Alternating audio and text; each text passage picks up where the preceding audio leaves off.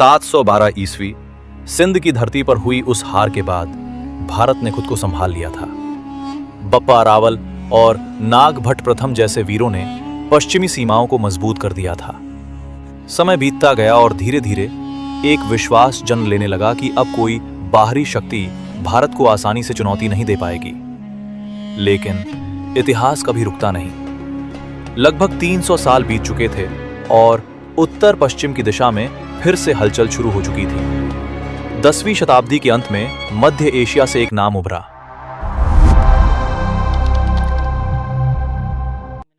महमूद गजनवी। यह सिर्फ एक शासक नहीं था, बल्कि एक सोच था, तेज, निर्दयी और अपने लक्ष्य पर पूरी तरह केंद्रित।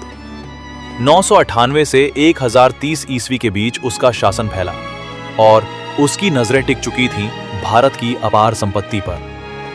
उस समय भारत एकजुट नहीं था, छोटे छोटे राज्यों में बटा हुआ था। हर राज्य अपने अस्तित्व के लिए संघर्ष कर रहा था और यही कमजोरी बाहरी आक्रमणकारियों के लिए सबसे बड़ा अवसर बन गई। उत्तर पश्चिम में हिंदूशाही वंश का शासन था और उसके शासक थे राजा जयपाल। 1001 ईस्वी पहला टकराव हुआ। युद्ध भूमि सजी, तलवारें खिंची और इतिहास ने एक और निर्णायक मोड़ लिया।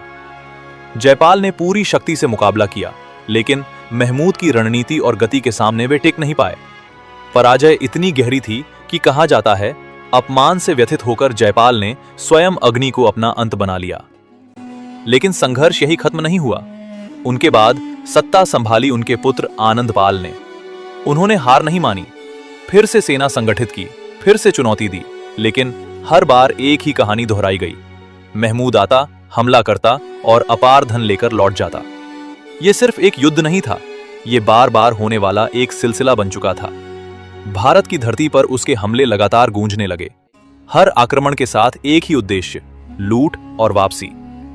फिर आया 1025 ईस्वी। समुद्र के किनारे खड़ा एक भव्य मंदिर, सोमनाथ मंदिर, धार्मिक आस्था का केंद्र और अपार संपत्ति का भंडार।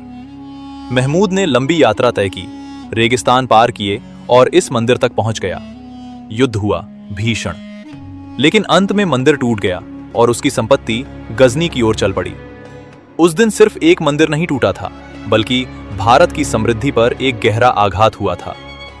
इस तरह 8वीं शताब्दी में जहां भारत ने बाहरी आक्रमणों को रोक दिया था, वहीं 11वीं शताब्दी में उसे एक नए खतरे का सामना करना पड़ा। तेज, बार बार और केवल लूट के लिए किए गए हमले।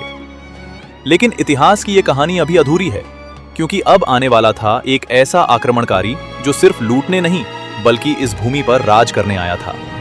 मुहम्मद गौरी।